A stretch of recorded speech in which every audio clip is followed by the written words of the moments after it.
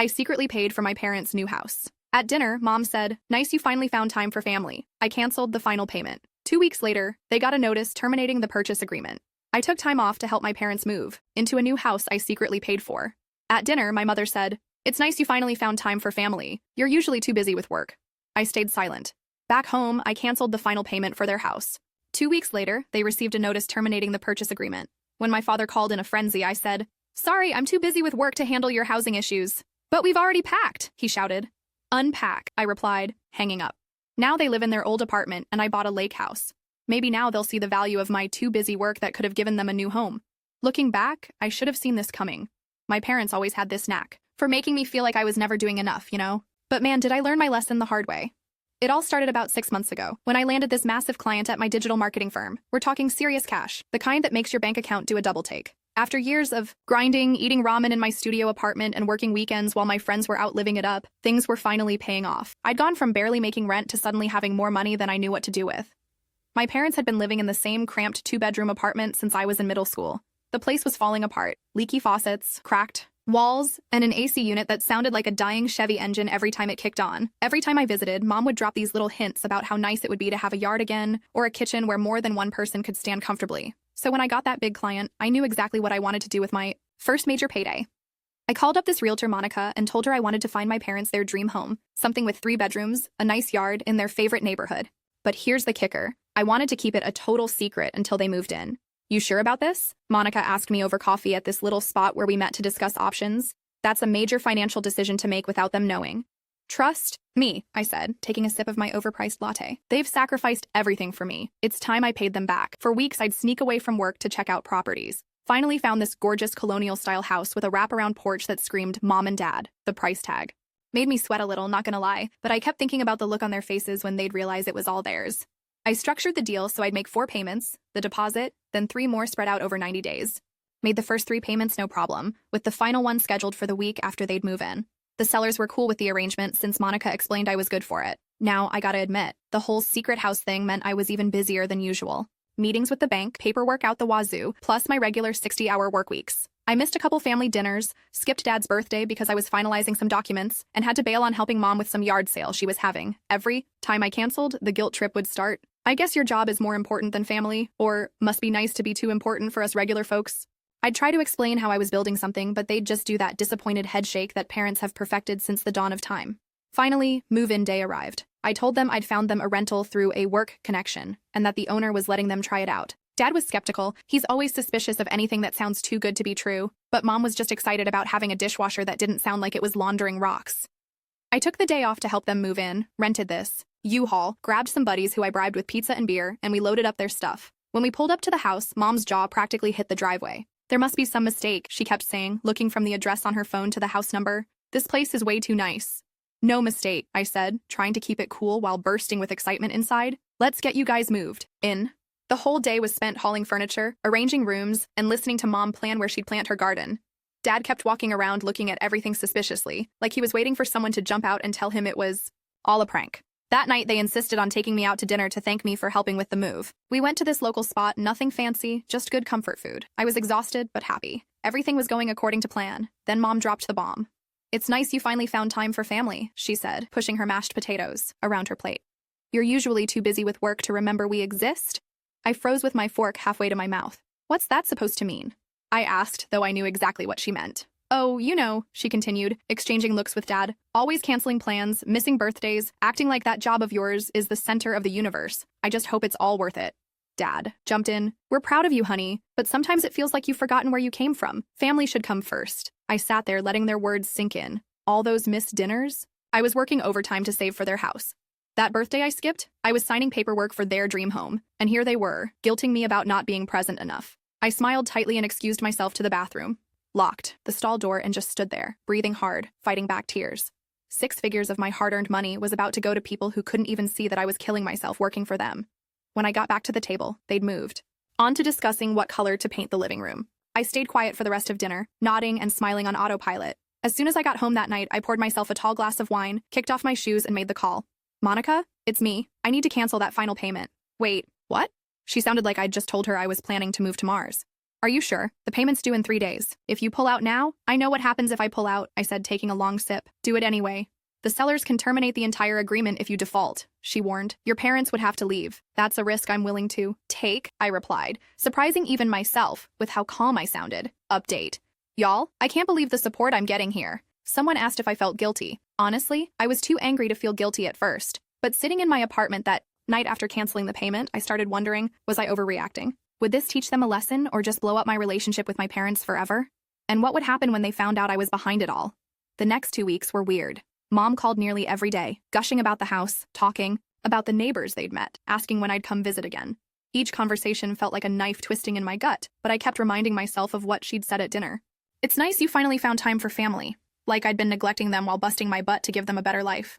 Then it happened.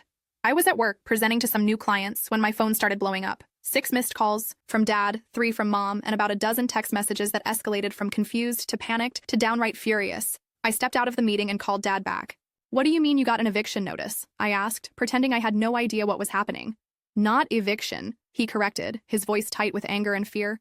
The sale fell through. Some nonsense about a payment not being made. We have to be out in 72 hours or they're taking legal action. That's insane, I said, hating how easily the lie came. What does the landlord say? There is no landlord, Dad yelled. That's what's so confusing. The realtor keeps talking about buyers and sellers and payments. I think we've been scammed. I closed my eyes, taking a deep breath. This was it, the moment of truth. Let me make some calls, I said. I'll figure this out. But I didn't make any calls. I went back to my meeting, presented my ideas like nothing was happening, then went home and turned off my phone. The whole drive home, I kept hearing Mom's words on repeat. Too busy with work, too busy with work. The next morning, I turned my phone back on to find 27 missed calls. I ignored them all and went for a run, trying to sort out my feelings. Part of me felt awful, straight up awful, but another part felt vindicated, like finally they'd understand what I'd been trying to build all this time. When I finally called Dad back, he was frantic. We need your help, he said immediately. We don't know what's happening. The sellers say the buyer defaulted on the final payment. We have to be out by tomorrow. That's terrible, I said, keeping my voice neutral. But I'm swamped with work right now. Major deadline. There was a pause so long I thought he'd hung up. Are you serious? He finally said. We might be homeless tomorrow and you're too busy with work. That's when I snapped. I'm sorry, I'm too busy with work to handle your housing issues, I said, throwing his words back at him. You know, that job that's apparently more important than family? What are you talking about? He sputtered. We've already packed everything. Where are we supposed to go? Unpack, I replied coldly, and hung up.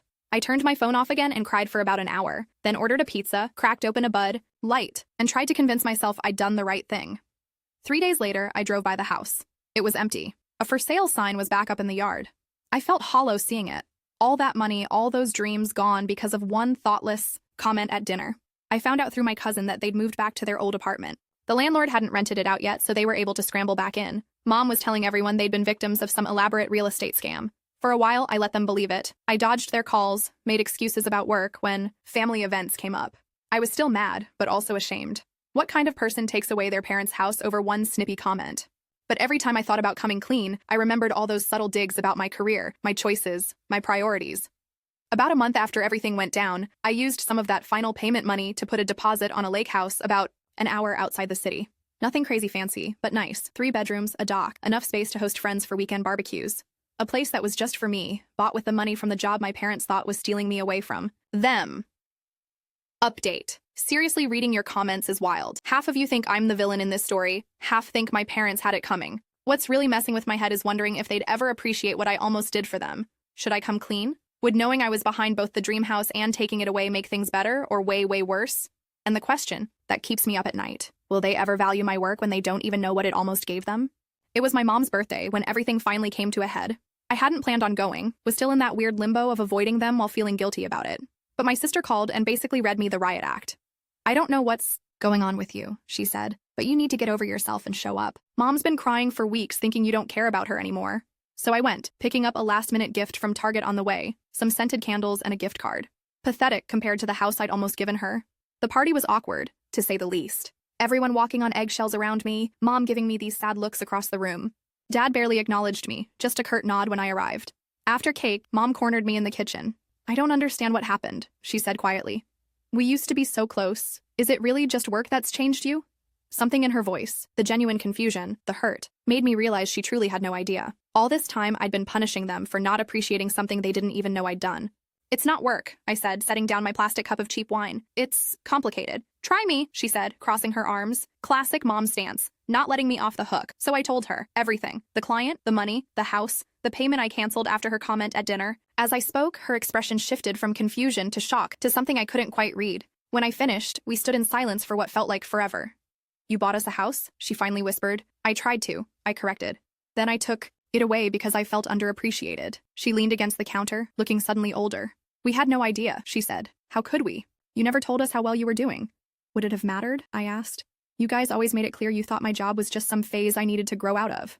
Mom closed her eyes. We were worried about you. All those hours, the stress. We thought it was killing you slowly. She looked up at me. We didn't realize it was giving you this kind of power. The way she said power made me flinch, like I'd been some kind of puppet master playing with their lives. It wasn't about power, I insisted. It was about taking care of you guys, like you always did for me. By secretly buying us a house, then taking it away when your feelings got hurt, she shook her head. That's not taking care, that's controlling. Her words hit me like a truck. I'd been so convinced I was the victim in all this, but seeing it through her eyes, damn. I need to get your father, she said, and walked out of the kitchen before I could respond. What followed was the most intense family meeting of my life. Dad oscillating between rage, who does something like that, and bewilderment. You make that kind of money? Mom mostly quiet, watching me with those eyes that always seemed to see right through me. I'm sorry, I kept saying, though it felt inadequate. I thought I was doing something good. By lying to us, Dad shot back. By making us think we were in some kind of rental, then yanking it away without explanation? You never valued what I do, I said, my own anger flaring up again. Always acting like my career was some joke, like the time I spent building my business was time I was stealing from you.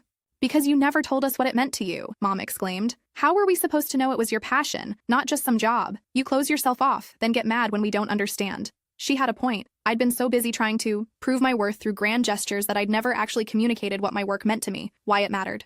We talked for hours. Really talked, maybe for the first time in years, about expectations, about communication, about how love sometimes gets twisted up in weird ways. I can't get you the house back, I said finally. That ship has sailed.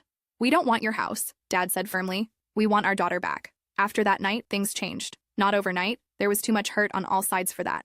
But slowly. I started coming to family dinners again. They started asking real questions about my work, not just when I'd get a normal job with benefits. I showed them the lake house a few weeks later, not as a flex, but as a way to share my life with them. Mom cried when she saw it, not because she was jealous, but because she said she could finally see I'd built something real. I'm proud of you, she said, her hand on my shoulder as we stood on the dock, watching the sunset reflect off the water. Not because of what you can buy, but because you found something you love. That night, sitting around my new fire pit with my parents, roasting marshmallows like I was 12 again, Dad cleared his throat. I've been thinking, he said, poking at the fire. Maybe it's time we look for a new place too. Nothing fancy, just something without memories of almost having more. I can help you look, I offered. No strings attached this time. No secret payments. We'd like that, Mom said, smiling slightly. But we pay our own way. That's important. I nodded, understanding now what I couldn't before. It wasn't about the house. It never was. 2 months later, they found a small townhouse closer to my sister's place. No wraparound porch, no fancy neighborhood, but it was theirs. Really theirs. This time. I helped them move again, but this time there were no secrets, no resentments, just family helping family. Update. Just wanted to give a final update. It's been a year since everything went down, and life's in a way better place now. Mom and Dad love their new townhouse, which they bought themselves. And I've been hosting the family at my lake house every other weekend. The crazy thing? My business has actually grown because I'm not hiding it from my family anymore. Dad's even referred some of his old work buddies to me as clients. Still can't believe how close I came to torching my relationship with my parents over a misunderstanding. The real lesson wasn't about them learning the value of my too busy work. It was about all of us learning how to actually talk to each other. Anyway, thanks for coming on this journey with me. Family's complicated, but worth figuring out, no cap. So here's the thing about family. They can drive you absolutely insane, make you do crazy stuff like secretly buy houses and then take them away out of spite. But at the end of the day, they're still your people. These days, when my mom calls to ask if I'm too busy with work to come to Sunday dinner, it's not a guilt trip anymore. It's just a question. And most of the time, the answer is no. I'm not too busy, because while my work matters, so do they. But you better believe I keep a framed picture of that house they almost had on my desk. Not as a reminder of what could have been, but as a reminder that the most expensive gift in the world can't replace honest conversation. Oh, and that client that started this whole mess? They're still with me, bigger than ever. Turns out being emotionally stable actually makes you better at your job. Who would have thought?